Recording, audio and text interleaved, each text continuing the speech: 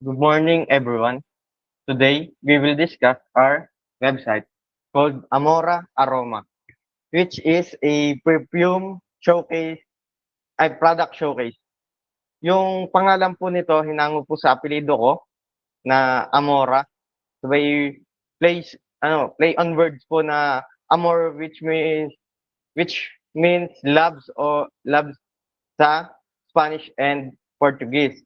So, pag binaligtad naman po ay aroma, so kinonect po namin sa perfume.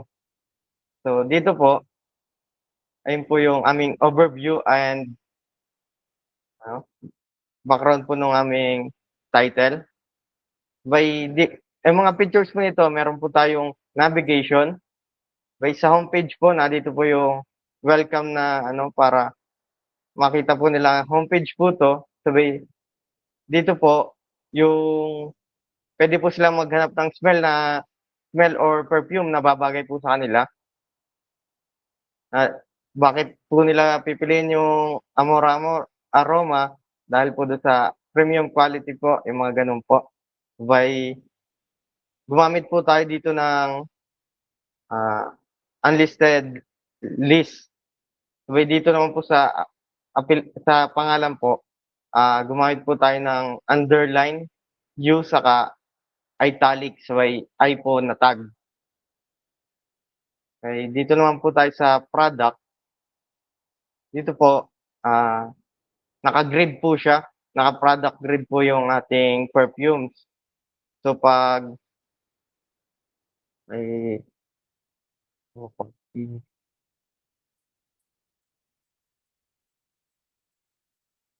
binago po natin yung kanyang para po sa phone by o kaya po, iPad or nagbabago rin po siya, sabay yun sa PC po. So, responsive po siya. Sabay dito rin po makikita natin yung mga categories po ng ating perfume. Gumamit din po tayo ng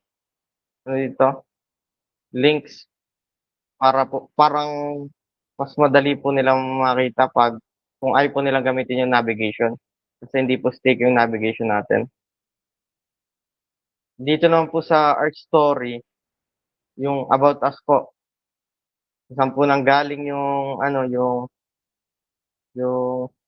yun nga po yung aming brand name. Dito rin po yung mission, values, saka kung bakit po kami sa ibang shop.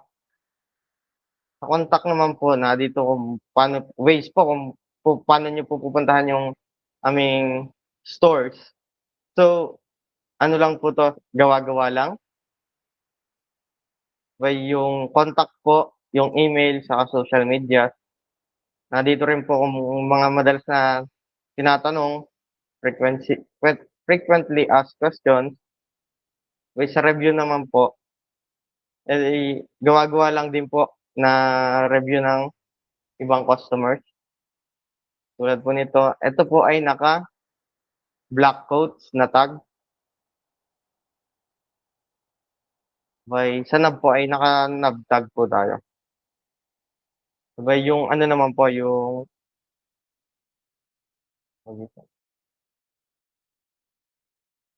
ating tools and challenges.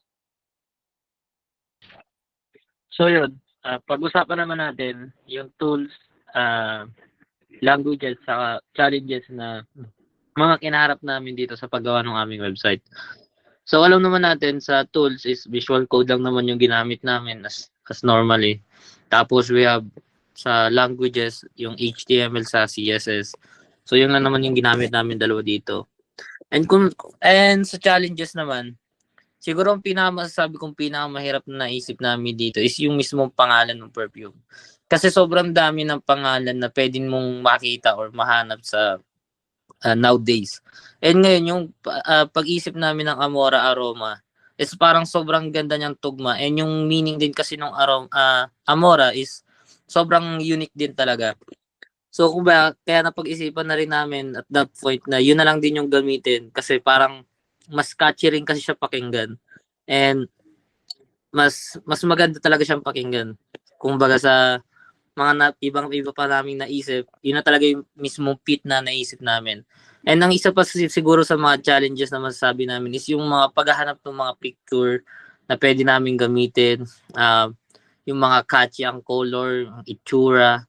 Alam mo yun, like yung mga bagay na maganda sa mata and yung sa paghanap din ng mga pangalan na yon, like anong mga pwede naming pangalan doon sa perfume na yon. Sobrang nahirapan kami doon kasi ang dami na rin kasi mga pangalan na ngayon ng mga perfume na pwede mong maisip. Halos yung iba gumagawa na rin sila ng sarili nilang scent na kung ano man tawag nila doon. And ganun din yung ginawa namin sa part namin. Kumbaga sariling isip na lang din yung ibang pangalan. Nag-create kami ng iba naming mga name na kami na lang din siguro nag-isip. And sa mga coloring, yun, kumbaga, alam naman natin na sa mga product kasi namin, almost po, parang pambabae siya. So, yung ginawa namin na website is more on parang like sa mga mata na lang talaga ng mga kababaihan. Pero although pwede rin naman siya sa lalaki, pero yung mga perfume namin is almost significant puro sa babae talaga. So, siguro yun lang naman masasabi ko sa challenges. Salamat.